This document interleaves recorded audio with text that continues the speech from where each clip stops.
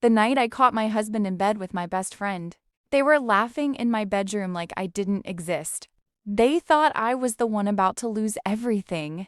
But while they were busy destroying my marriage, they had no idea they were standing inside a house that legally wasn't his. And in less than 10 minutes, their entire world was about to collapse. For 7 years, I believed I had the kind of marriage people envied. My husband Daniel was charming, funny, and the kind of man who could walk into a room and make everyone like him instantly. And my best friend Lisa had been part of my life even longer. She knew my secrets, my fears, and every embarrassing story from college. She was the one who helped plan my wedding, the one who cried when I walked down the aisle. That's why what happened later felt impossible. Because the two people I trusted the most were already hiding something behind my back. At first, the signs were small. A little too much laughter. A few private jokes I didn't understand. The way their conversations suddenly stopped when I walked into the room. But I ignored it. Because when you love people, you don't look for betrayal. And that was my biggest mistake. Because the night everything fell apart. I wasn't supposed to come home early. And if I hadn't, I might still be living inside their lie. That Thursday started like any other day. Work was boring, meetings were endless, and I was counting the hours until I could go home. But around 4 p.m., my boss canceled the last meeting, which meant I could leave 2 hours early. I remember smiling in the car thinking I might surprise Daniel with dinner. But the moment I pulled into the driveway, something felt strange. Daniel's car was there, and so was Lisa's. I frowned. Lisa hadn't told me she was coming over. Still, I shrugged it off. Maybe they were planning something, maybe a birthday surprise. But the moment I opened the front door, I heard something that made my stomach twist. Laughter coming from upstairs, from my bedroom, and not the kind of laughter friends share. It was softer, closer, too close. Suddenly, my heart was pounding so loudly I could barely hear anything else. I walked slowly toward the stairs, and with every step, the laughter became clearer, until I heard Daniel say something that made my blood run cold. Relax, she won't be home for hours. And in that moment, I realized something terrible. My hands were shaking when I reached the bedroom door. I could hear whispers now, then a soft laugh. Lisa's laugh. The same laugh I had trusted for years. For a moment, I couldn't breathe. My brain kept trying to find another explanation. Maybe I misunderstood. Maybe. But then I heard the bed creak, and every doubt disappeared. Slowly, I pushed the door open, and what I saw inside that room felt like someone ripped the ground out from under my feet. Daniel, my husband, and Lisa, my best friend. In my bed, the silence that followed was terrifying. Daniel froze. Lisa gasped and grabbed the blanket. 3 people standing in one room, and suddenly none of us knew what to say. Then Daniel whispered something so stupid.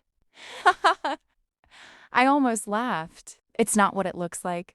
That was the moment something inside me changed.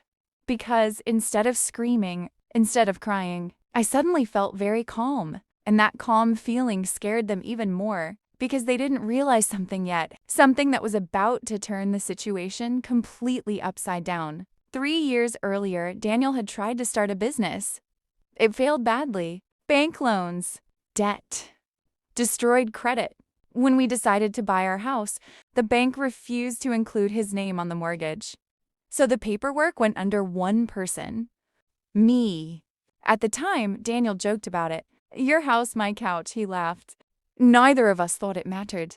But standing there in that bedroom, watching them panic, I suddenly realized something important. Something neither of them had remembered. Legally, the house they were standing in didn't belong to Daniel. It belonged to me. And in that moment, an idea began forming in my mind. A quiet, dangerous idea. Because betrayal doesn't always deserve screaming. Sometimes it deserves patience. Daniel, I said quietly, get dressed. He blinked in confusion. Lisa looked like she might faint, but neither of them argued. Maybe they expected a meltdown. Maybe they expected tears. Instead, I walked calmly to the kitchen and opened my laptop. When I returned, they were both standing awkwardly in the living room. I turned the screen toward them. "Do you know what this is?" I asked. Daniel shook his head. "It's the deed to the house." Lisa leaned closer, and suddenly her face went pale because there it was. One name. Men. No Daniel. No shared ownership. Nothing. The room went completely silent. And that's when I said the words that finally made Daniel panic. "You both have 10 minutes to leave." Daniel laughed nervously. "Stop joking." I didn't smile. "I'm not joking." I showed him the legal documents, the mortgage papers, every signature, every line. His face slowly turned white. "You can't kick me out," he said weakly. "Oh, I absolutely can." Lisa whispered, "Daniel, she's serious." And for the first time that night, they both looked scared. But I wasn't finished. Because the truth was, losing the house wasn't the worst thing that was about to happen to them. Not even close. You see, Lisa and I worked at the same company. And Daniel? He had been unemployed for months. Guess who had been paying every bill? Guess who had proof of their affair? Photos. Messages. Security camera footage from the hallway. Within a week, Daniel had nowhere to live. Lisa lost the one person who had always defended her. And their little secret? It wasn't a secret anymore. But the most satisfying part wasn't revenge. It was the moment I locked the door that night and realized something powerful. They thought they had destroyed my life, but the truth was, they had just removed the two worst people from it. And the house stayed exactly where it belonged. With me. So, tell me honestly, if you walked in on your husband and your best friend like that, what would you have done? Would you forgive them? Or make them regret everything?